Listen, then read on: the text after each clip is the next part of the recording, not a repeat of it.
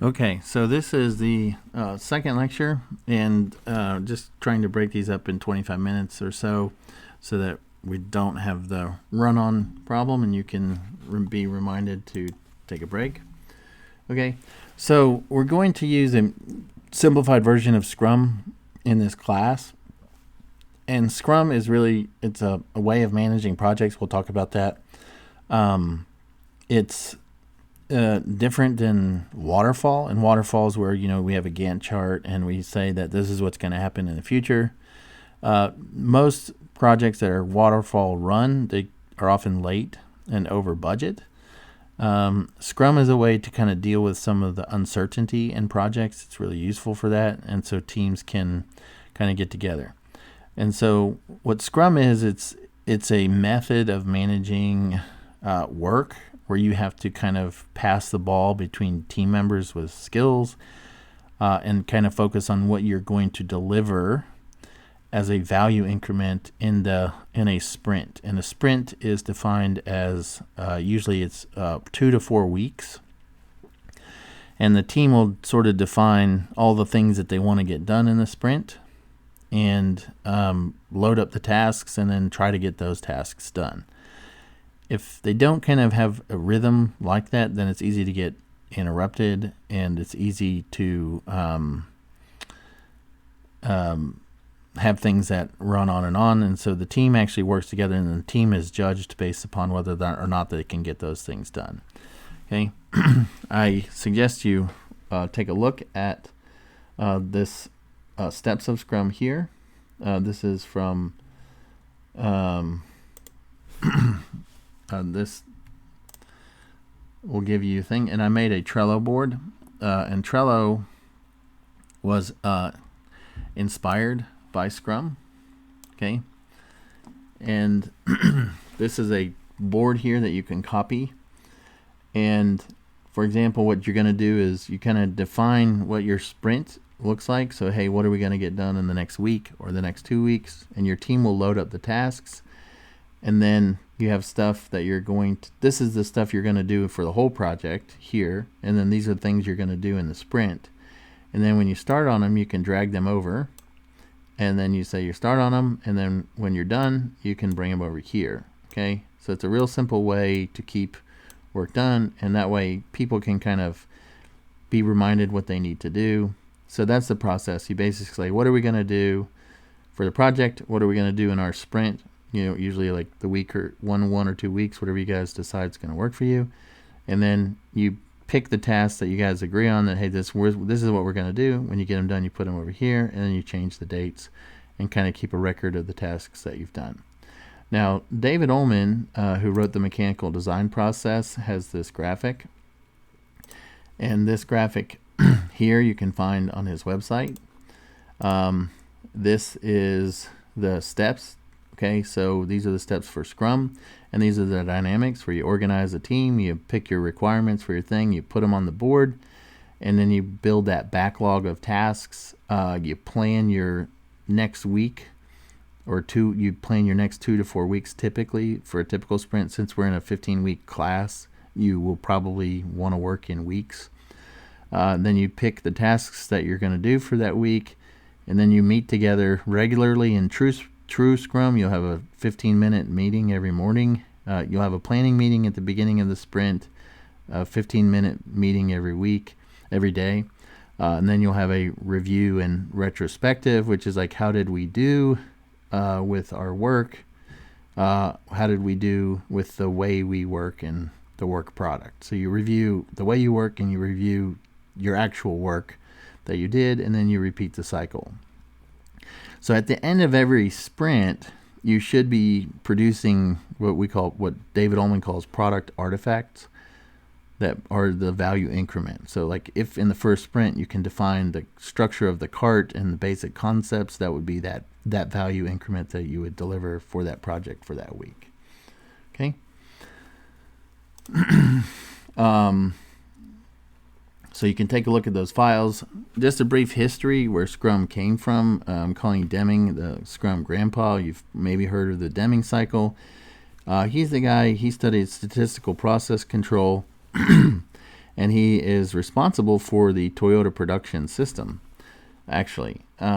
So he was sent to Japan to help do the reconstruction because he worked for the Census Bureau, but he also had his other work where he studied statistical process control and making things, and came up with what is known as the Deming cycle, which is plan, do, study, act. And so that's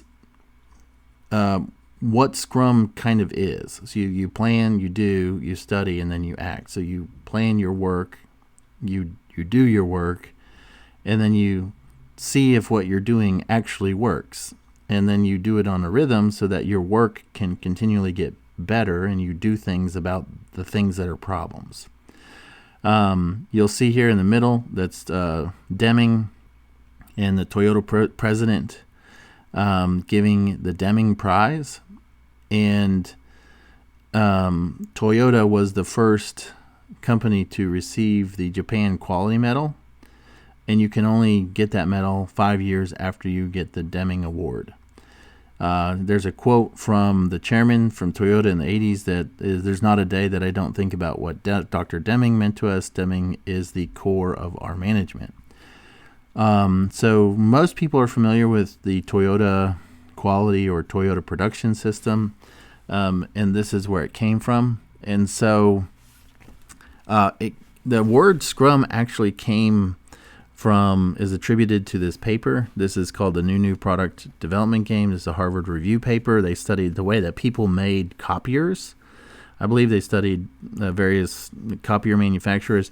And the first one was sort of your typical waterfall, this type A here, where you have different phases of design. They just kind of imagine that everything always works.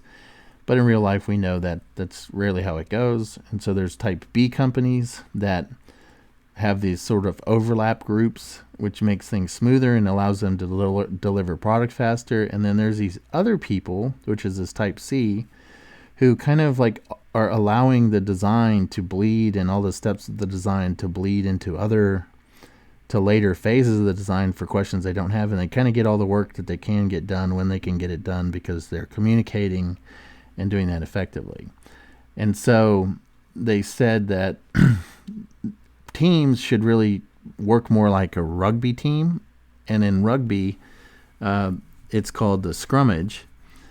And so what they said in the paper is people should work more like rugby teams. And so it eventually became that this method of doing work was called Scrum.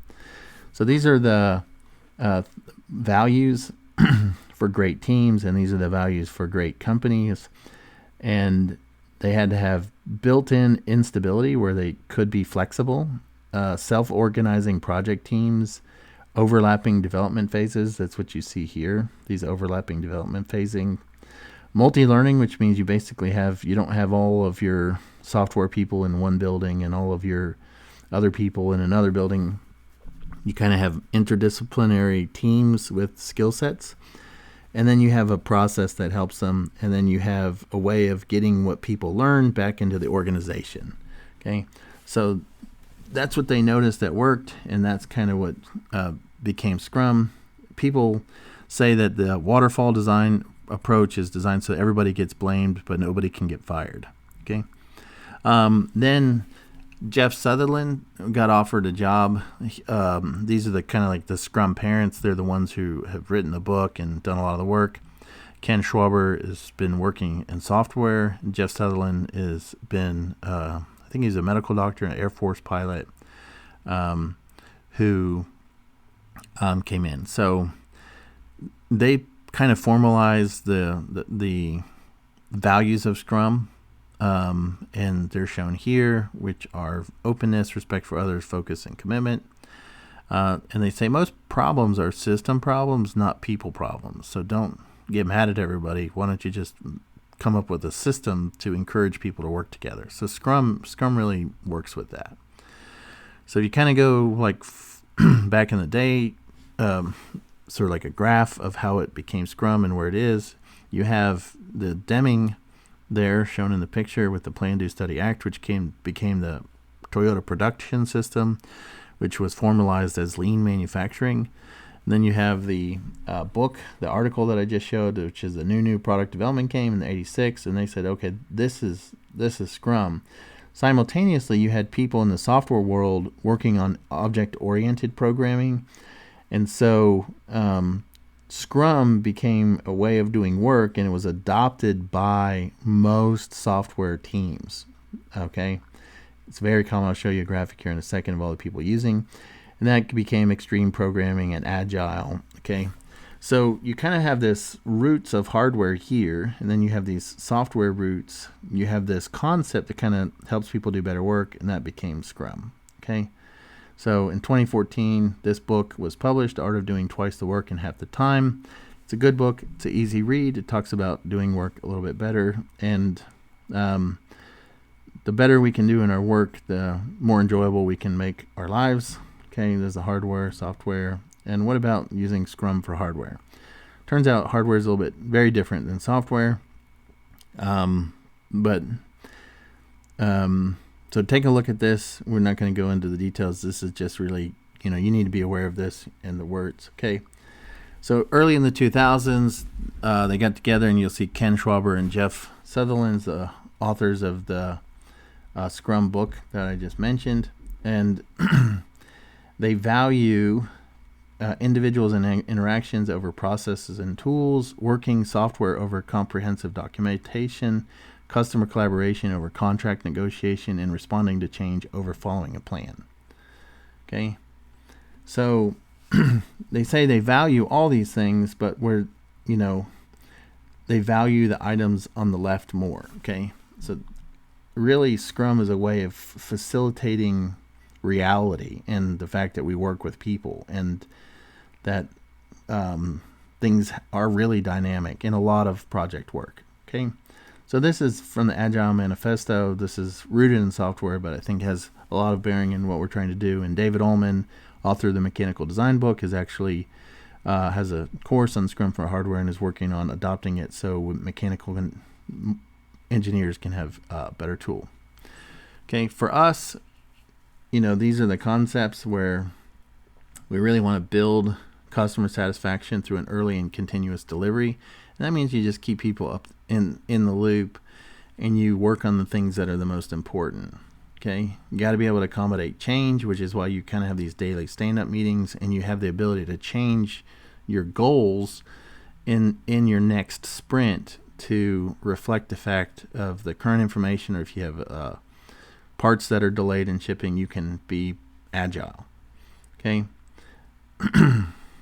So, and then you try to make the work visible so everybody can kind of see what's going on, and everybody kind of feels okay about the process.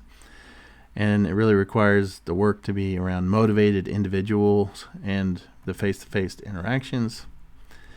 Okay, and these are the other principles where you kind of have these high-powered teams that are good at communication and make their work visible. Okay. So Scrum is a instantiation of Agile. It takes those philosophies, those principles, and then it tries to help people do it in their weekly work. It's widely used in software, as I saw it. Most people don't teach it. You won't. It's not taught in the university. Certainly not taught in mechanical engineering, but it is in software. So when you make your tasks visible, it allows you to divide and conquer. And then if you create these rhythms where you're saying, hey, how did we do this week? You can inspect your work and adapt, and you can make your work visible. And if you go back to the Deming cycle, plan, do, study, act, it's just putting some language around and some rhythms around how do we do work. Okay. So people claim that using Scrum allows them to work faster, do better work, be happier, and not make bad decisions. So, okay.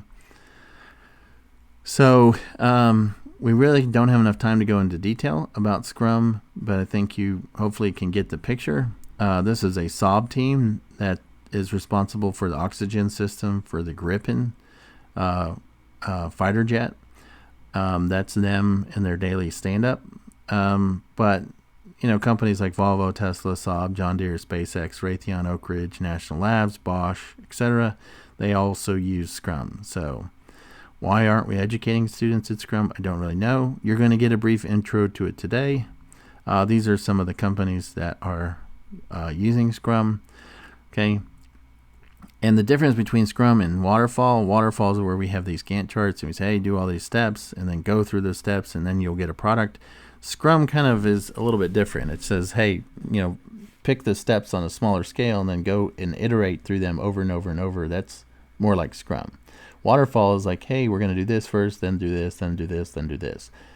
So for your project, what's important to me is that you pick the tasks that you think you can do in the next 2 weeks, and then you review it, and then if you need to update it, you update it, okay? And you have 15 weeks, so you have 15 opportunities to do better the next week.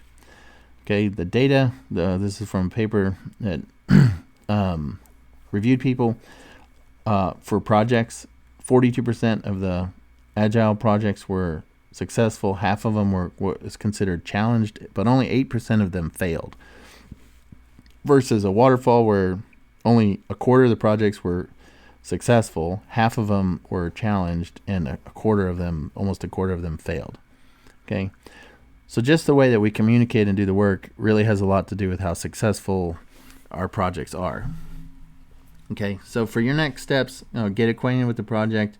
Get acquainted with your team, organize your tasks in your 1 or 2 week sprints with the design artifacts that you think you can deliver at the end of those things. And then if you're interested, you can take a look at guide. The Scrum Guide is published here. It's free. And then Dave Ullman has some resources on his website. So at this point, I want to draw your attention to hardware, and then we'll wrap up the class. Okay. So when you think about buying things, you actually need to be able to, and when you think about design, you need to be able to actually buy them. Okay, so a tool that I use, and I actually buy a lot of metal from these guys, is Allroll. You can go to their online store. So you're thinking about buying different metals, you can pick what metal you want. So if you want aluminum tube, let's say you want 6061 square tube, you can pick your dimensions, say 2 by how thick do you want it. So let's say 3/16, and you want it 24 feet long. You can put it in here, you can add it to your cart, and then you can actually get a price. Okay, and looks like I had some other stuff in there as well. So you can get a feel for what that metal will cost. Okay, this is metal. They also have plastics and some other stuff. Okay, so in this class, you need to be able to actually find it. And then another thing where we can find almost all of the mechanical components is McMaster Car, where you have screws, butts, bolts, washers, etc. And then let's say we want to find some gears. Okay, so we can here's some racks and pinions. And you can probably do better than the price. This 20 degree pressure angle is the most commonly used. McMaster Car is going to be more on the retail side. These are all spur gears, okay, which we're going to cover in the class. This is your pitch, okay, so you can make sure you have the same number of teeth for your rack and pinion. Then you can get a feel for how much they cost, how long they are, how many you would need, etc. So those are for gears. We're going to be using, I want you to use spur gears. There's other types of gears for, like helical gears, for example. These are for higher speeds, higher torques. We're not going to be using those, but the stuff we cover you can apply to this and look at that chapter for the rest of it. And so those are gears, and you can find your fasteners, your grades of your bolts. I mean, you can find pretty much almost all your mechanical components, and they have nice pictures. So sometimes it's useful to even look at the design. Okay, and if you want to have maybe a roller for your, if I could spell, if you want to have a roller for your surface, or you want to have these ball bearings for conveyor, there's so many different options that you can use to try to do your design. I'm not suggesting you use any of these. I'm just suggesting you find those components. And then for your electrical components, you can go to Mauser. Mauser has pictures. You can get your power supplies. You can look at, they have motors. This is not like your industrial motor. These are more like your electronic components. But they also have a bunch of stuff here. So here's a bunch of AC and DC servo motors, and these are the ones that are like readily available. And these are usually smaller. Okay. And you can get some prices. Another company for motors that I like to use is Technic. Okay, they make these servo motors, and they have this what they call SDSK, which is a step and direction stepper killer motor. They're really good. They have an integrated controller. You can do your more complicated velocity traverses. They're pretty awesome. There's obviously other places you can get. There are suppliers for your larger components, your more industrial components. You can find at MSC, and these are just places for you to start. And so what I'm trying to just like give you a real quick snapshot of is that, you know, you're going to have to pick some components, you know, and you know, this one has an integrated motor controller, and you need to kind of like look at what the information is available. Okay. So when you do your design, then you have to go back and find something, and then if you can't find something, you have to change your design. All right, so we'll end the class here. Thank you for your attention, and please take a look at the project, talk to your team, put your tasks out on Trello, and have a great weekend.